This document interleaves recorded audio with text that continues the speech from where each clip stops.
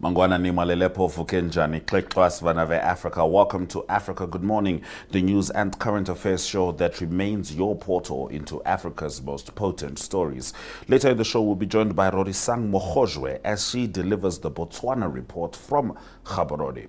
But from broader Africa, these are some of the stories you're looking at.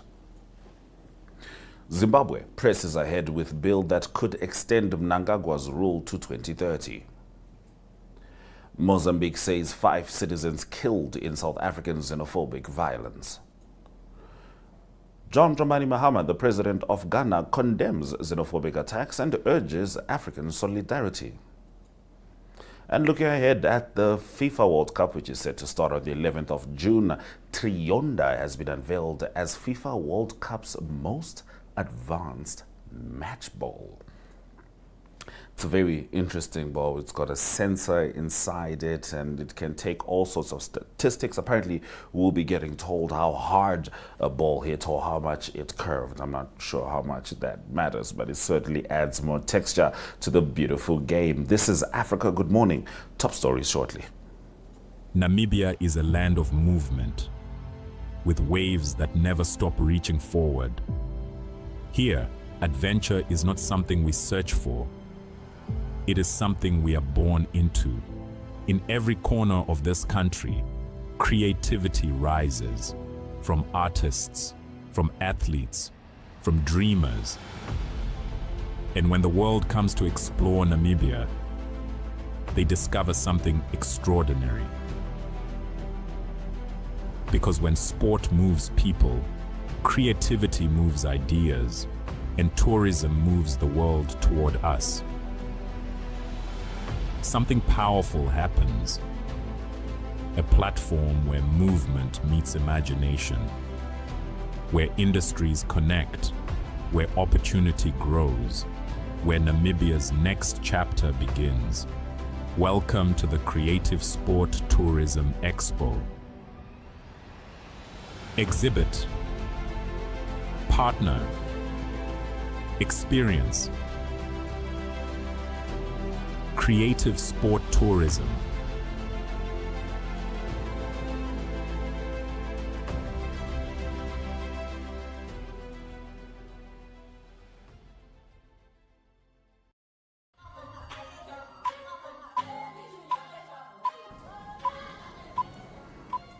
Let's get into our top stories.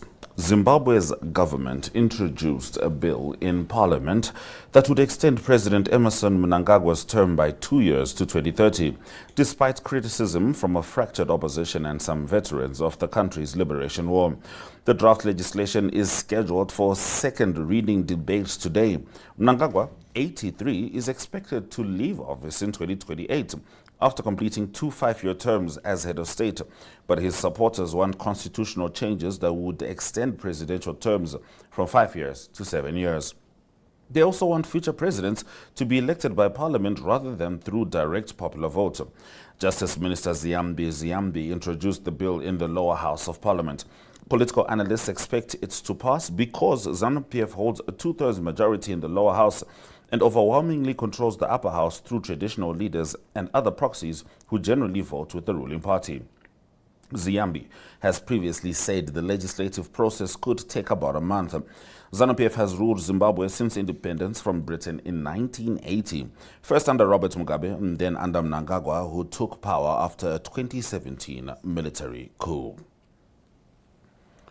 Now moving on to South Africa, Mozambique has said 5 of its citizens died in anti-immigration violence in the South African town of Mossel Bay over the weekend, in what it described as the latest flare-up of xenophobic attacks. South African police said yesterday that the bodies of 2 Mozambican men were found on Saturday morning with assault injuries. Police also reported that a South African teenager was found dead with stab wounds in a separate incident on Sunday. Xenophobic attacks remain a recurring issue in South Africa, where immigrants are often blamed for economic problems, including high unemployment. Police did not assign blame for the violence in Mossel Bay, but said it began on Friday when around 55 shacks were set on fire in an informal settlement. Authorities said police deployments remained on high alert as efforts continued to restore calm and order, adding that no arrests had yet been made in connection with the murders. Mozambique said 5 nationals died as a direct result of xenophobic attacks and reported that another 2 citizens died in a road accident while traveling back home. Anti-immigrant groups have set a June 30 deadline for foreigners living illegally in South Africa to leave. Mozambique said 300 of its citizens returned home on Saturday by their own means, while a further 500 were expected to be repatriated. Now, staying with the same subject, we know that Ghana and South Africa has been engaging with the current xenophobic atmosphere in Mzansi. And John Dramani Mahama, the president of Ghana, was in the UK at Chatham House. And speaking there, Ghana's president condemned the recent xenophobic attacks in South Africa, targeting Ghanaians and other African nationals. Mahama said diplomatic relations between Ghana and South Africa remain strong and that there had been no breach in relations despite the incidents. He noted that surges of anti-foreigner violence were not new, recalling that citizens from Mozambique, Malawi, Zimbabwe and Nigeria had also been affected during previous outbreaks. Now, Mahama expressed disappointment over the hostility directed at fellow Africans and highlighted the risks faced by Ghanaian-owned businesses operating in sectors such as barbering and beauty services. He said the attacks threatened livelihoods and created uncertainty for communities trying to build opportunities in another African country. Mahama called for African solidarity in addressing the issue. Here is John Dramani Mahama, the president of Ghana, speaking at Chatham House in the UK.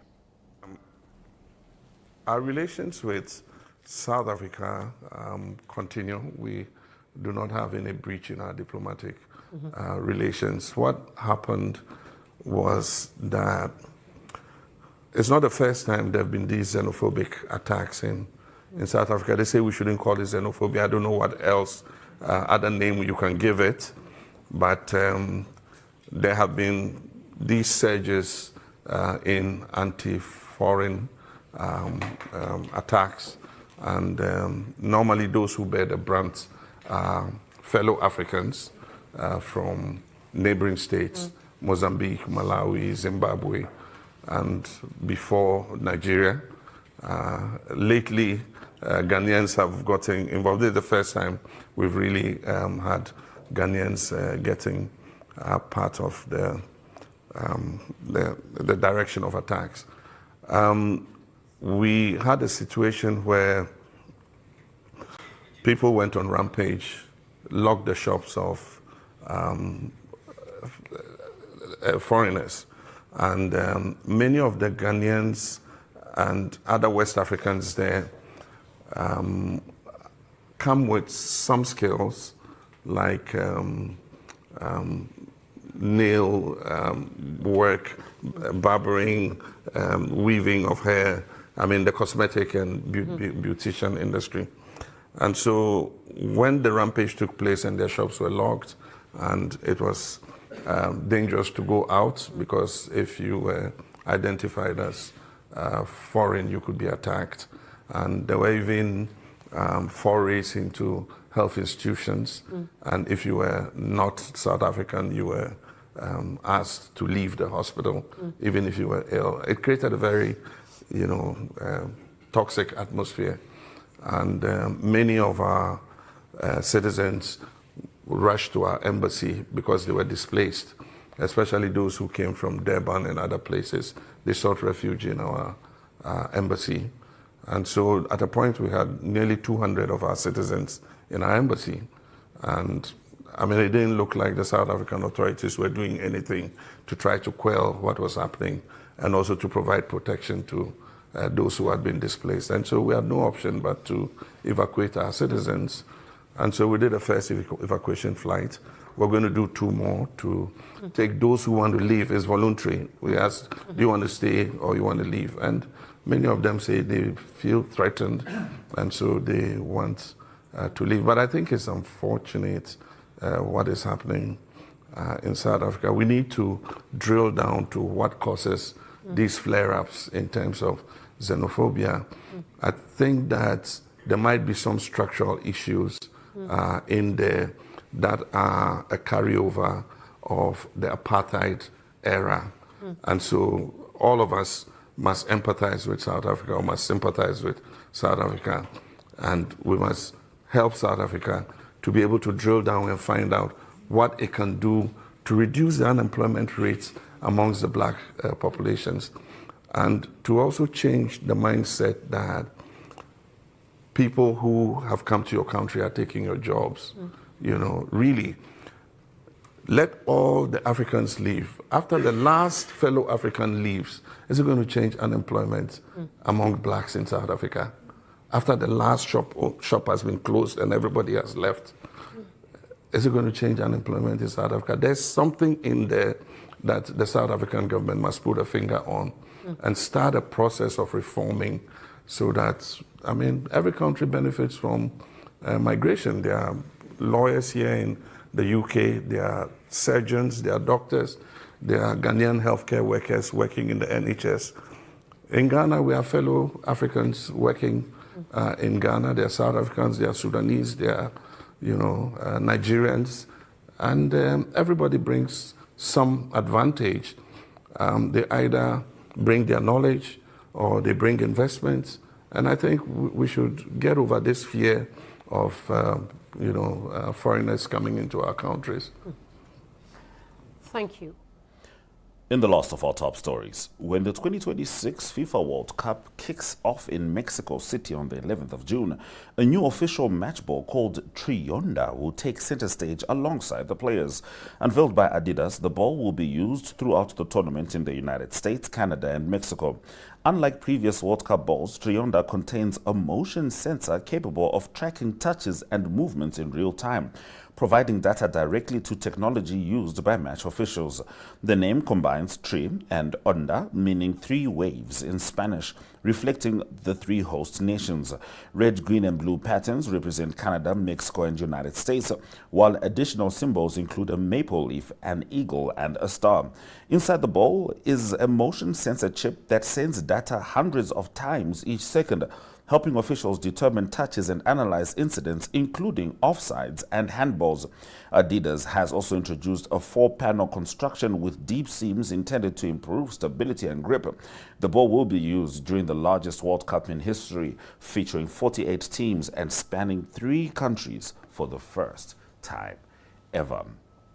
I think it's quite an interesting ball. It will be able to analyze offsides, which is fantastic, handballs, something that the late, great Diego Maradona might not be quite a fan of, but let's see where technology takes us. Those have been the top stories on Africa Good Morning. Shortly, Rorisang Mogojwe joins us from Botswana as she delivers the Botswana Report.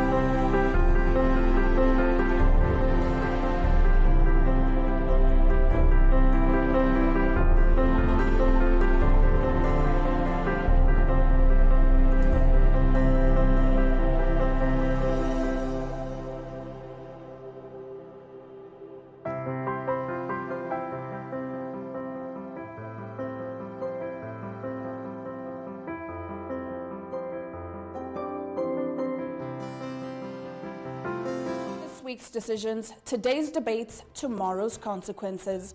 The agenda puts the spotlight on Namibia's most pressing issues and the people driving them. From headline makers to groundbreakers, we bring you voices and perspectives at the center of the national conversation. One story, one interview, the depth you'll not find anywhere else. That is the agenda.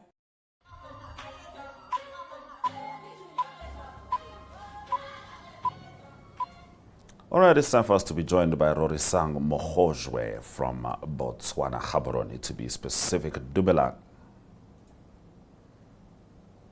Good morning, Dumelang. Thank you so much for having me on Africa. Good morning. It's always good to have you on the show, Rorisang. Now we get straight into your first story.